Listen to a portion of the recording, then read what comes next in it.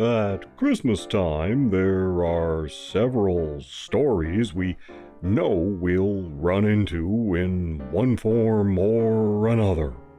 A Christmas Carol, the Nutcracker, Rankin and Bass specials, Charlie Brown.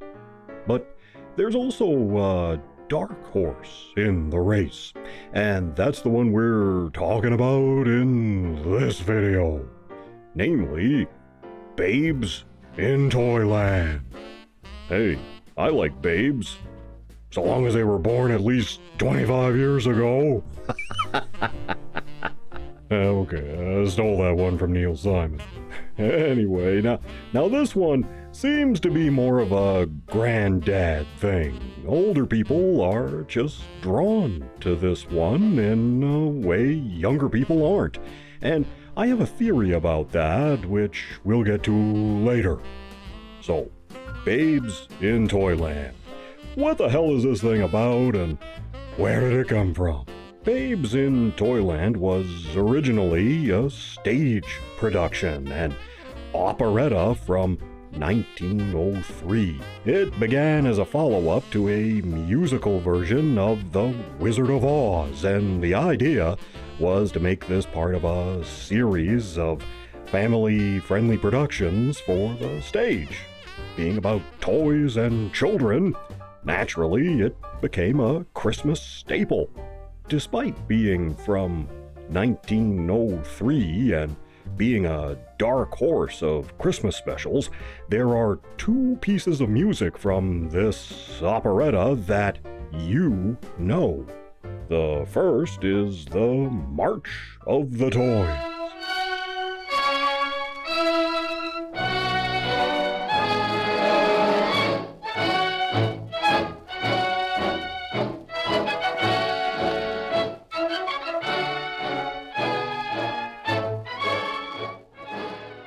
The second is the sweet and nostalgic lament, Toyland.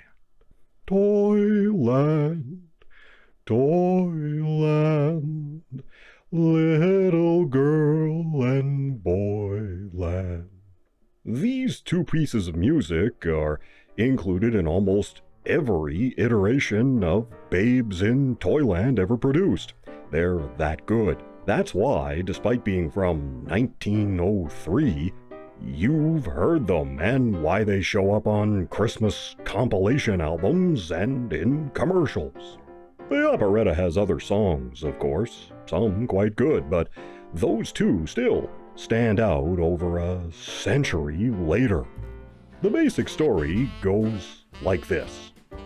There's these two kids named Alan and Jane. Their parents die, and they're taken in by their mean old Uncle Barnaby, a miser sometimes known as the Crooked Man, as in the crooked man who walked a crooked mile. Now, Barnaby doesn't want the kids, he wants their inheritance for himself. So he hires some henchmen to drown the kids at sea. However, they're rescued by a band of gypsies. They have a few adventures, and then they wind up in the Forest of No Return, from which they return, before finding themselves in the magical realm of Toyland. Barnaby, meanwhile, is going to foreclose on old Mother Hubbard's shoe. She's the old woman who lives in the shoe. Anyway, here the kids meet Contrary Mary and Tom Tom the Piper's son, who help them evade capture by the Master Toy Maker, who is working with Barnaby. The Master Toy Maker in this version is evil and wants to make dolls that maim and kill children. I like him already. These evil toys take care of him, though, and then Barnaby charges Alan with the murder of the Master Toy Maker. Then he cons Mary Contrary into marrying him, which she does to free Alan. But then Barnaby, being evil, goes back on his word. Happy days return when Barnaby accidentally drinks some poison and dies. So it all works out, and Alan marries Mary Contrary, and everyone lives happily ever after. Now, in most later versions, the master toy maker is not evil, but benevolent. The demonic dolls become the toy soldiers we're all familiar with, and they weren't meant to harm kids. But they are an unstoppable army of fully functional, life-sized robot soldiers. So, go figure. Alan and Jane are sometimes Jack and Jill. Sometimes they're little kids, sometimes teenagers, and sometimes Tom Tom the Piper's son and Little Bo Peep. It varies depending on the version you watch. Let's take a look at some of these, shall we? First, we have the film from 1934, which stars Laurel and Hardy. Sometimes it's known as Babes in Toyland, its original title. Other versions have it as The March of the Wooden Soldiers. Here, the master toy maker is not evil, but he is kind of a grump. And he works for Santa. Tom Tom is hot for Little Bo Peep, and who can blame him? Barnaby is also hot for Miss Peep. Laurel and Hardy's characters are not in the original story, and in fact, this one does not follow the original story much at all, though it does retain the nursery rhyme characters and the more famous songs. It also features a spectacular attack on Toyland by Barnaby's minions from the Forest of No Return, from which people return. This film is also available in a colorized version. Normally I don't go for those, but it kind of works here being a fairy tale story, although the bogeymen invading Toyland are probably more frightening in the original black and white version. In 1960, Shirley Temple starred in a version of Babes in Toyland on her television show. This one retains the original plot of the operetta, minus all of the killing and poisoning and dying. This one has a benevolent toy maker and omits the nursery rhyme elements. It does keep the kids trying to escape from their crappy uncle, though, who is played by none other than Jonathan Winters. This one does have retro appeal, being shot on video for television. Next up is the famous 1961 version of the story from Walt Disney. This one is in full Technicolor with some brightly animated special effects sprinkled in. It stars Ray Bolger as Barnaby, Annette Funicello as Mary, credited only by her Mouseketeer name here, Annette, teen idol Tommy Sands as Tom Piper, and Jillian appears as Little Bo Peep, and Ed Wynn is the master toy maker. My dad admitted once that when he was a kid, he had a thing for Annette. He thought she was a hottie. In true Disney fashion, everything here is kind of sanitized. They add their own songs while still keeping some of the original ones, and they padded out and rewrote much of the story to fit a longer running time. It's not my favorite, but this is the version of Babes in Toyland that most people are familiar with. Next, we have an animated version from 1997 created by MGM. Here, Tom and Mary run the automated toy factory making toys for Santa. In addition to stealing the kids' inheritance, Barnaby hates toys and wants to shut down the operation and hire some henchmen to wreck the machinery. Christopher Plummer does the voice of Barnaby, Charles Nelson Riley is Humpty Dumpty, and Brosnan Pinchot and Jim Belushi play Barnaby's henchmen. And check it out, the kids here are Jack and Jill is played by Lacey Chambert. 1 year after this, she played Penny Robinson in the 1998 remake of Lost in Space. I kind of liked her in that.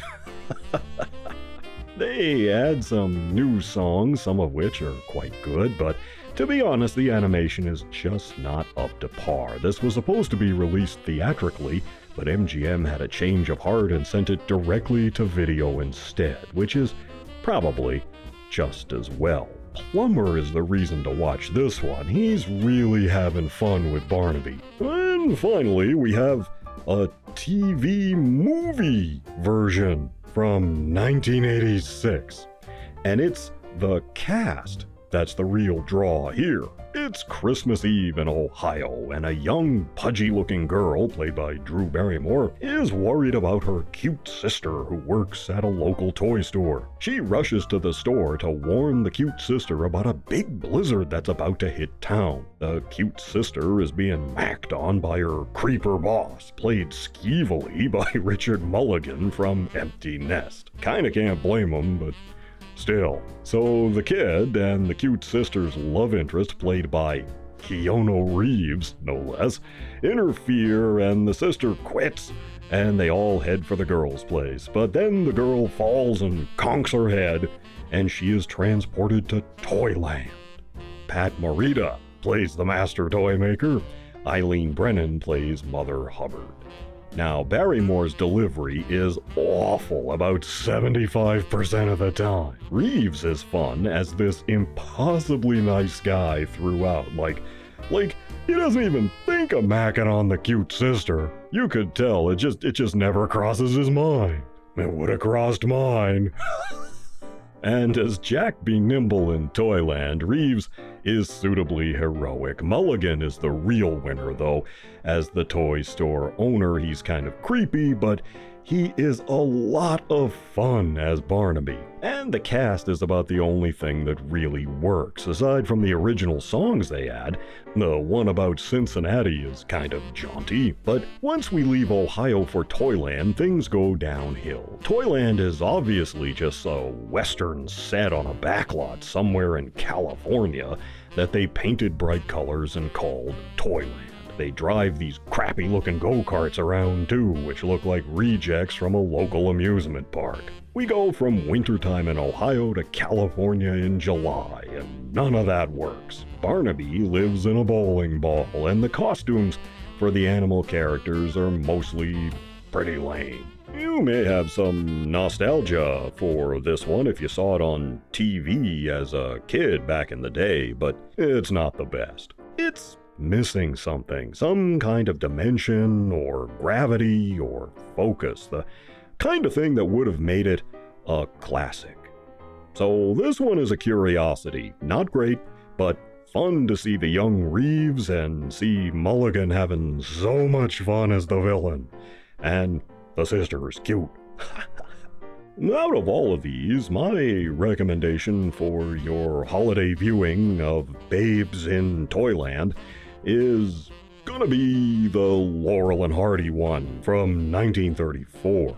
While it doesn't quite follow the story, it looks great, it's funny, it has all the Mother Goose characters, and the attack on Toyland is impressive.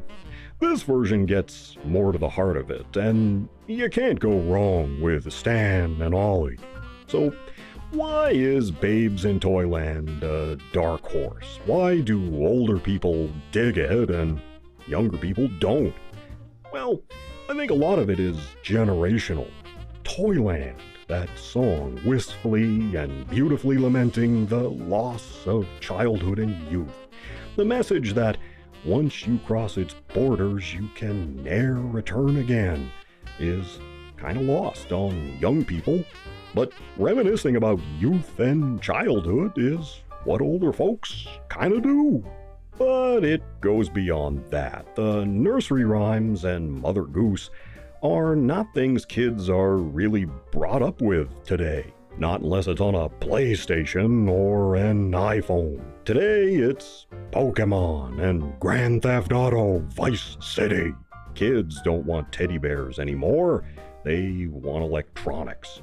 So younger people have no idea who Tom the Piper's son even is, let alone Barnaby the Crooked Man or most of the other characters that your grandparents or great-grandparents would be familiar with. So while it's still vaguely popular, there'll come a time when no one knows what the hell Babes in Toyland is even about, which kinda sucks. Until then, though, Babes in Toyland is still the dark horse of Christmas offerings, and those two pieces of music I mentioned will live on long after this dark horse is out of the running. So, there you go. Babes in Toyland. You take care of yourselves, and I'll see you in the next one.